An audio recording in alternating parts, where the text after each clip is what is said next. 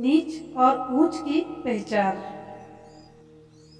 विद्या विवदाय धनम मदाय शक्ति परेशान परिपीडनाय खड़स्य साधो विपरीत मैतत् ज्ञानाय दानाय च रक्षणाय।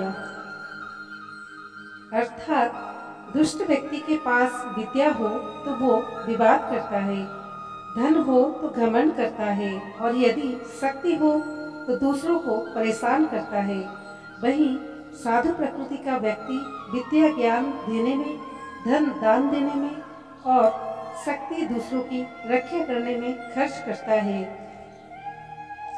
महाराजा विक्रमादित्य प्राय अपने देश की आंतरिक दशा जानने के लिए वेश बदलकर पैदल घूमने जाया करते थे। एक दिन घूमते घूमते एक नगर में पहुंचे। वहां का रास्ता उन्हें मालूम न था।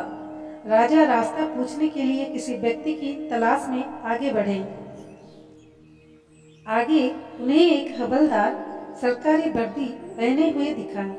राजा ने उसके पास जाकर पूछा, महाशय, अमुक स्थान जाने का रास्ता क्या है, कृपया बताइए।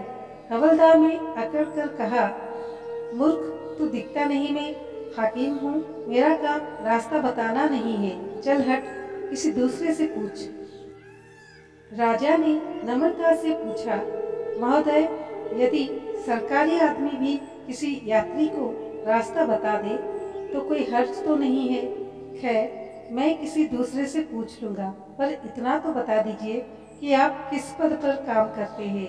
हवलदार ने बियर चढ़ाते हुए कहा, अंधा है, मेरी वर्दी को देखकर पहचानता नहीं कि मैं कौन हूँ।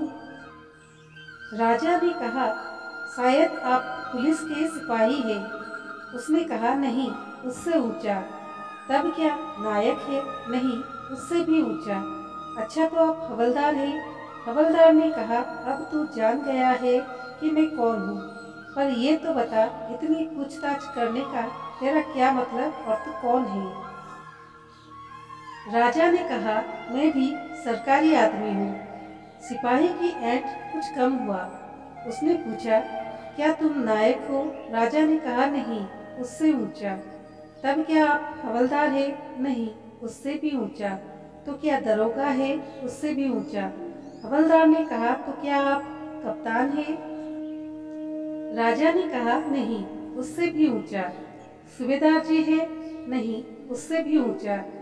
तब तो हवलदार घबराने लगा। उसने पूछा, तब आप मंत्री जी हैं? राजा ने कहा, भाई, बस एक सीढ़ी और बाकी रह गई है।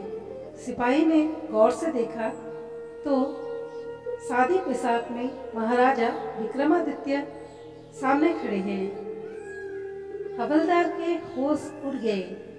वो गिड़गिड़ाता हुआ राजा के पांव पर गिर पड़ा और बड़ी दीनता से अपने अपराध की माफ़ी मांगने लगा। राजा ने कहा, माफ़ी मांगने की कोई बात नहीं है। मैं जानता हूँ कि जो जितने नीचे है वो उतने ही अकड़ते हैं। जब तुम बड़े बनोगे तो मेरी तरह तुम भी नम्रता का बर्ताव सीखोगे। जो जितना ही ऊंचा है वो उतना ही सहनशील एवं नम्र होता है, और जो जितना नीच एवं ओछा होता है वो उतना ही ऐठा रहता है। इसीलिए कहा गया है, दुष्ट व्यक्ति के पास विद्या हो तो वो विवाद करता है, धन हो तो वो घमंड करता है, और यदि शक्ति हो तो दूसरों को परेशान करता है।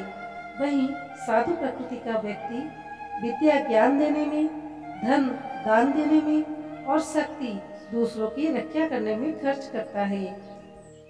तो दोस्तों, कैसी लगी हमारी आज की कहानी, कमेंट के माध्यम से बताएं। अच्छी लगी हो तो अपने दोस्तों के साथ जरूर शेयर कीजिए। धन्यवाद।